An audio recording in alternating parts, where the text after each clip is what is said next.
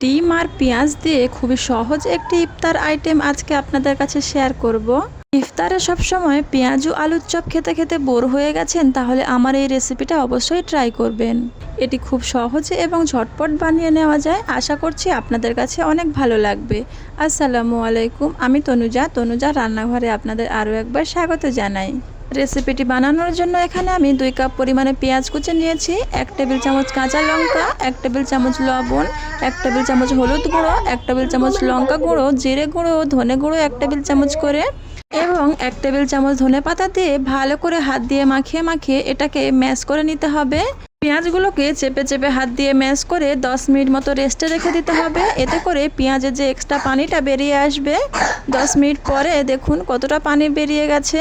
এই পর্যায়ে আমি হাফ কাপ বুটের ডালের বেসন নিয়েছি, এগুলোকে অল্প অল্প করে দিয়ে নেব এবং হাত দিয়ে ম্যাশ করে নেব। একসাথে সবগুলো দিয়ে দেব না, এতে করে মাখাতে সুবিধা হবে। কাপে যে এক্সট্রা বেসনগুলো ছিল ওগুলোকেও দিয়ে ভালো করে ম্যাশ করে নিয়েছি। দেখুন পারফেক্টভাবে আমার মাখানো হয়ে গেছে, একটু এক্সট্রা পানিও নেই। পর্যায়ে আমি মিশ্রণটা সাইডে সরিয়ে রেখে দেব। এবারে 3টে সিদ্ধ করা ডিম নিয়ে নিয়েছি, একটা ডিমকে 4 ভাগ করে নেব। আপনারা আপনাদের প্রয়োজন মতো ডিম নিয়ে নেবেন। এবারে হাতে অল্প একটু তেল মাখিয়ে অল্প অল্প করে মিশ্রণ নিয়ে নেব। হাতের সাহায্যে চেপে চেপে মাঝখানে একটু ফাঁকা করে নিতে হবে। এবারে ওই ফাঁকা অংশে একটা করে ডিম দিয়ে দিতে হবে এবং 2 পাশ থেকে উঠিয়ে এভাবে করে কাবাবের মতো বানিয়ে নিতে হবে। আপনারা দেখেই বুঝতে পাচ্ছেন কাজটা আমি কিভাবে করেছি। ঠিক এই প্রসেস ফলো করে আমি সবগুলো কাবাব বানিয়ে নেব। কড়াইতে পরিমাণ মতো তেল দিয়ে দিয়েছি, তেলটা একটু গরম হয়ে গেলে একে একে সমস্ত কাবাবগুলো দিয়ে দেব। যখন একটা পাশ একটু ফ্রাই হয়ে যাবে ওই পর্যায়ে অপর পাশ উল্টিয়ে দেবেন।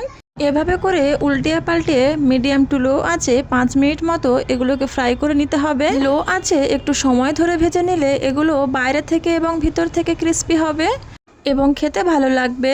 এগুলো আমার ভাজা হয়ে গিয়েছে, আপনারা দেখতেই পাচ্ছেন কালারটা কত সুন্দর হয়েছে।